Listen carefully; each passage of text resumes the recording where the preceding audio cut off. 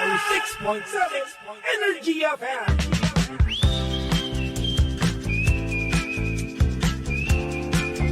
Same pero iba! Hoy, mga pagka-oras natin, 5:31. Hello, eto na inaabangan ng ating programa. Partner, eto na. Correct. Naku, kung ready ka Share na na ba sa tayo? ating drama for today, ay mag-share ka na ng live. Hoy, live na po tayo ngayon mga pangga. Sa mga nakatutok po sa atin sa radyo, pwede nyo pong i-check ang ating official Facebook page, Energy FM 106.7, para makita nyo kami. Teka, mag-share lang din po kami. Ayan, dyan lang kayo. Ayan, dyan lang kayo. Diyan lang kayo, dito lang kami. Ayan na. Hindi, mga pangga, para po makasama kayo sa aming anong drama mo. Ngayon po Lunes. Kasi ngayon po Lunes, medyo, ano to partner? Medyo naiyak nga ako nung Bakit? nag-message sa atin eh. Kasi nga medyo kawawa na naman ng babae. Palalaman niyo po maya-maya. Pero eto muna ha, sa lahat po ng mga pangga natin dyan, mga agilitista, yung mga riders natin dyan, oy, alam nyo ba, yung nangyari po nung August 10 and 11, talaga namang merong pinalad na nanalo ng brand new NMAX. At bukod pa dyan mga pangga, alam nyo ba? Hindi, meron din mga nakuha rin silang mga merchandise ng Geely. At wag nyo na rin din pong kakalimutan na available na rin po ang Eagle Helmet sa Shopee at Lazada. Sa legit Eagle Helmet lang kayo sa kalam. Okay, Hanip. eto na. Eto na sa mga pangga po natin, nakapag-share na bang lahat? At basahin natin. Eto na. Eto na partner, ano na natin? Ano na natin yung mga pangga natin ha?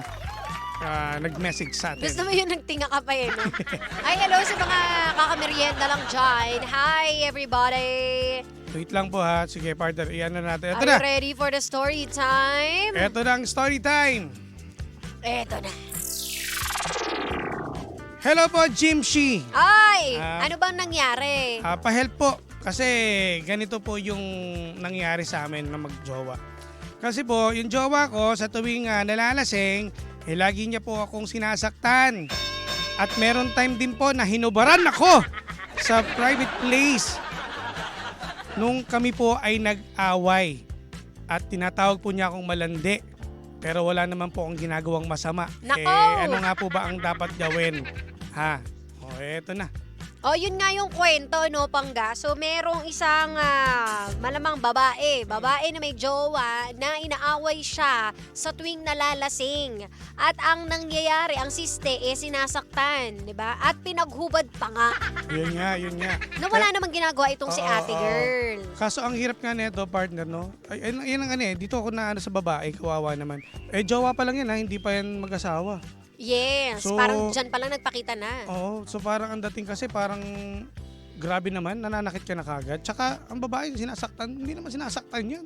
Totoo. Actually, di ba, parang bakit pa kailangan humantong sa sakitan?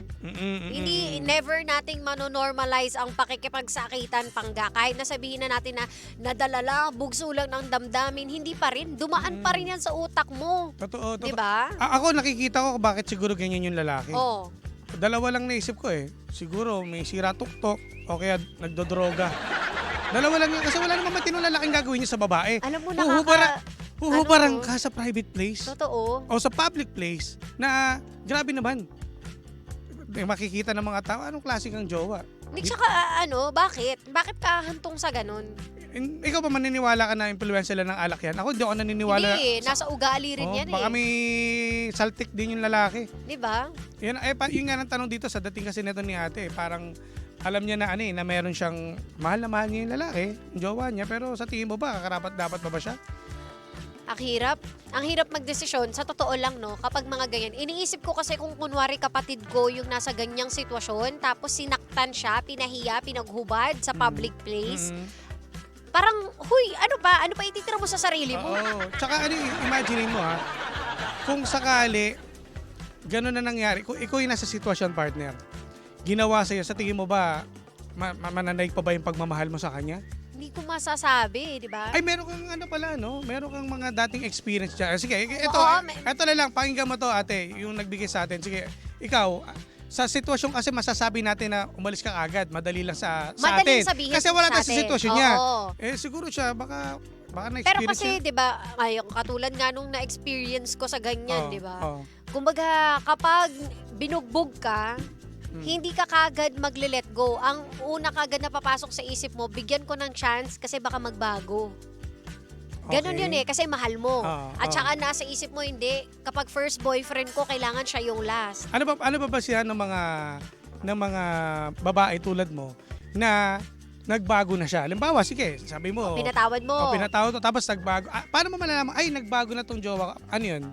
Kapag ano yung kunwari basihan mo? nag-away kayo uli. Na hindi ka sinaktan. Oo. Tapos, di ba? Hindi, inuulit O, inuulit. Oo. Kinabuka, hindi, ba? Nag-away kayo, hindi ka sinaktan. Pero nung Hindi niya na mas lalo mababago. siyang nalasing, yun nga eh. Yun Hindi ang- nga na mababago. Alam mo yung mag-iiba lang siya ng form, pero yung parang ganun pa rin, pananakit pa rin yung Oo. ginagawa.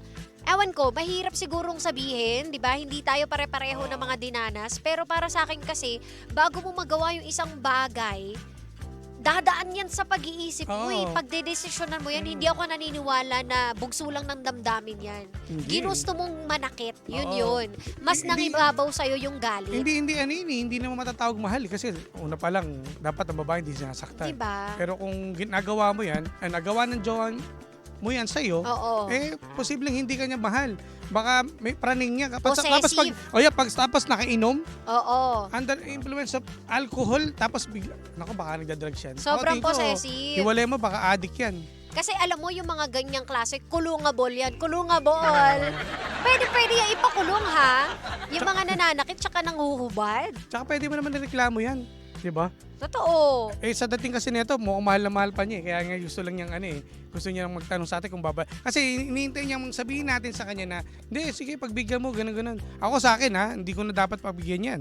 Hindi Dapat na. yan wala na. Ewan ko, no? Siguro kung pagbibigyan mo, siguraduhin mo na sulit yung pagbibigay mo ng tsansa. Kasi Oo.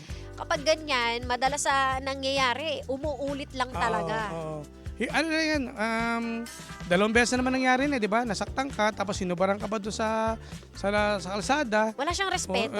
Di ba? Matatawag mo pa mamahal yung isang taong ganun. Yun. Walang respeto sa Hindi iyo na. yung tao. Ano man na yan, mag-isip-isip ka na.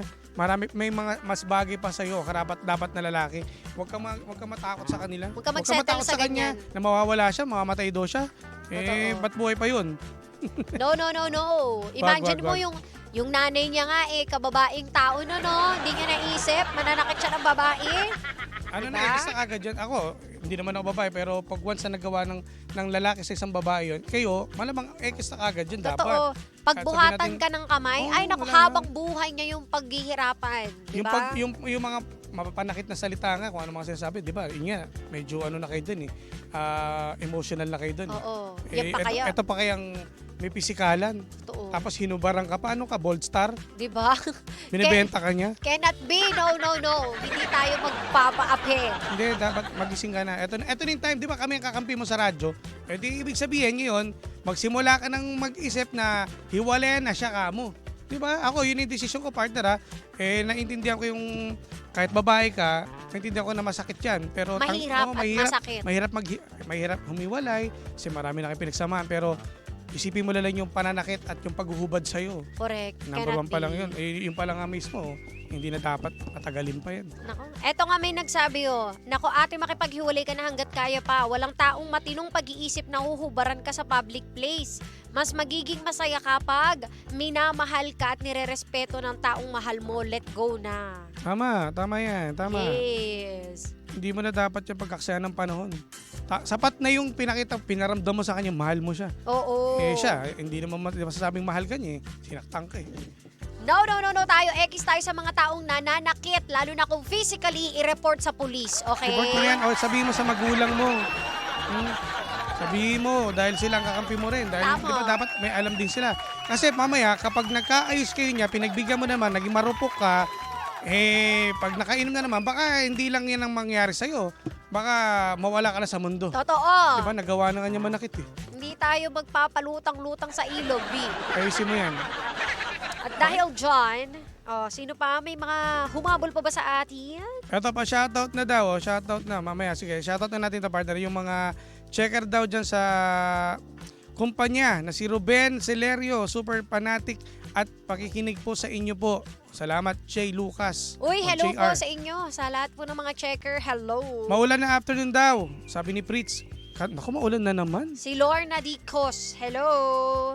Yan, si Ate Lorna, hello po. At kay ano pala, kay Mon Pant. Hello. Tayo mga pangalan. Oo nga. Usong-usong Raymond yun. Si Raymond. Prince Candor, hello. At si Hector Loha, hello po. Good afternoon, DJ Jim Banshina. Happy Monday po sa inyo. Kala ko happy Mansari. Hello po. Si Madam L. Madam L. Hello. Ayan, okay. So, Alright. sana ate balita mo kami. Kaya nga, Balita mo kami. baka naman bukas ulit Oo. may update. May update! Marami kasi ngayon marami pong marami rin kasing mga babae nakikinig din sa atin yan. Sana matauhan na kayo ha. Kung takot kayong sabihin sa nanay nyo, sa magulang, sabihin nyo sa amin. Tutulungan kayo ni Jimbo. I-PM nyo kami dito. Baka makapag-desisyon ka na maayos. Orekek! Nako, eto na nga, Pangga. Kami po ay magdedesisyon na munang umalis. Happy Monday. Salamat ha sa pagbigay ng iyong mensahe, ate. Bukas ulit magkarinigan tayo mga Panggaha. At panibagong drama na naman ang hindi natin nasolusyonan. Pero ating napag-usapan. Kaya masasabi ng Jim si Jan ay, anong drama mo? Bukas ulit. Ito si paring D partner na nakikinig daw at nanonood daw. Hi, Shoutout D. Paps. Si D Thomas, paring D. Hello po at kay Liz Felipe. Ay, may numabol oh. Ano? Parang yung kaibigan mo lang yan, mapanakit. Pa-shoutout po, nakikinig po ako. Ayan, si Liz Felipe. Hello, Lee. O, tingnan mo sila, wala na. Wala Kasi na. natauhan Very na siya. good. Diba? Hindi siya dapat para sa'yo. Tama. Okay? Push mo yun. Hoy, ito na talaga kami i-exit ng mga Panggana kasama't nakapili ninyo nag-iisang pabebot na si Sheena. At ang inyong Jimbo Lizos DJ, ako po si Jimbo. Dito lang yan sa programang Anong Drama Mo? ng number 106.7 Energy FM. Pangga, wag mo sabihin radyo, sabihin mo.